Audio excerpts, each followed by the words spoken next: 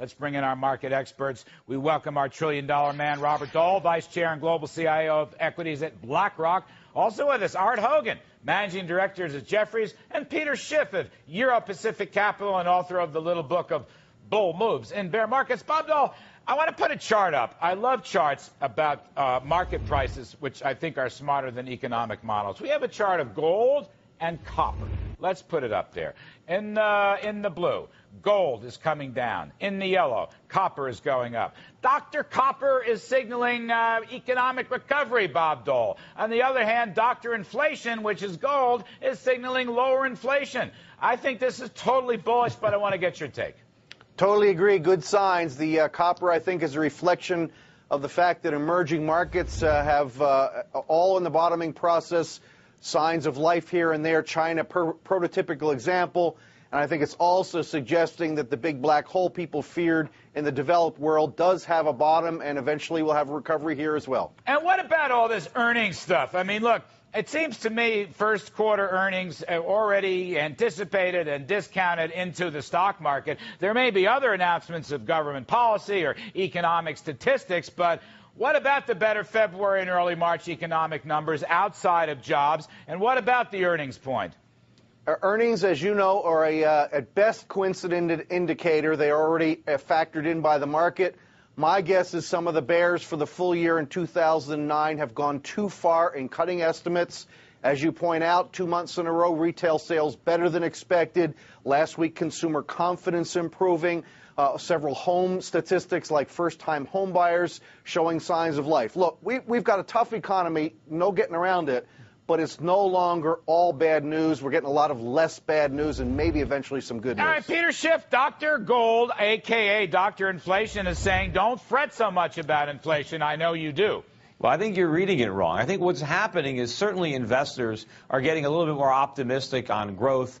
So they're selling some of their defensive plays like gold, and they're buying copper. They're buying more stocks.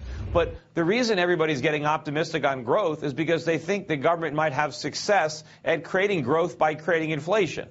I don't know about the growth, but we're definitely going to get the inflation, and that is very bullish for gold. Well, what's the signal for inflation? I mean, I've always used gold. I could use the Treasury tip inflation spreads, but they're not really going anywhere. They're less than 150 basis points. What is the signal, Peter? The signal for inflation is inflation. All the economic stimulus is inflation. All the bailouts are inflation. Everything is being funded by central banks printing money. That is inflation. And you don't get economic growth by printing money. You know, what gives you economic growth, what creates purchasing power is production. If you simply print money, you don't create purchasing power. You just make prices go up. And that's all that's going to happen. Hey, Art Hogan, you had to print some money. We had credit deflation, housing deflation. We actually had monetary deflation because the Fed didn't print any money for about 18 months. I mean, go ahead, take a whack at this one. No, I think you're absolutely correct. I think the point we're missing here is we need a modicum of inflation here.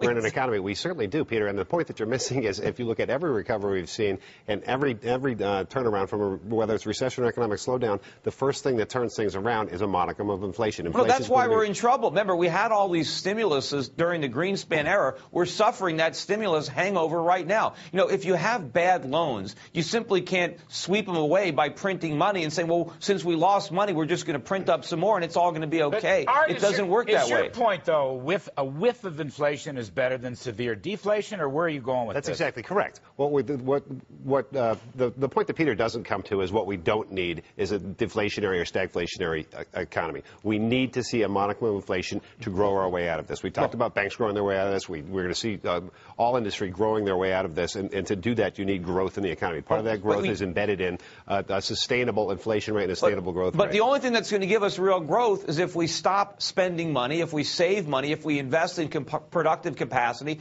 and produce more. We're not going to get any of that by simply printing more money. We're going to get an inflationary depression is what we're going to get. One message. It's kind of a one message. I mean, Robert Dole, it's the right message, on though. On the way out, Bob Dole, I mean, one of the other things that I like is the rise in the emerging market stocks. I think that's a good signal for commodity revival, the end of deflation, and the potential, if I include China, which has done a great job performing, Bob Dole, this is a signal maybe the world economy is bottoming, maybe recovery is coming sooner. I mean, I got to tell you, I think we're going to have much easier GDP in the first quarter than people think, consumer spending up. I think we're going to have positive GDP by the summer, Bob. We need some nominal growth in this world, and that comes from some real growth and a modicum of inflation, to use the word. As long as we keep it contained, that will help people pay their bills. It will help profitability. It will restore confidence.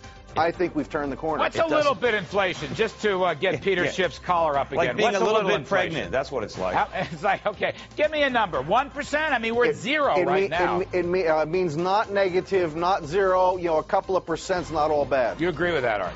2 to 2.5%. You can live with 2 to 2.5. You know, Peter Schiff, in the last, the great bull market spanning the 80s and the 90s, the inflation rate, I don't know, was somewhere around 2.5%. Yeah, it was a pretty good deal. Yeah, but before the Fed started stop, go, stop, go, stop, go. Yeah, but that doesn't mean it was inflation that was creating growth. If we had a freer economy, we'd have falling prices. I we agree had with sound that. money. No, inflation doesn't create growth. I'm just saying. And a growing economy lowers prices. But let's assume we have some modicum, to use that word again, of free market economics. Now, we can debate that in the next segment.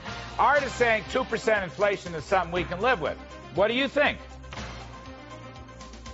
Peter? No, if you compound that over years, it destroys the value of money. Right, I don't want any inflation. I want money to gain value. All right, I want money to gain value too. Growth, that's what I want. Free market economics, that's what I want. Cut tax rates, that's what I want.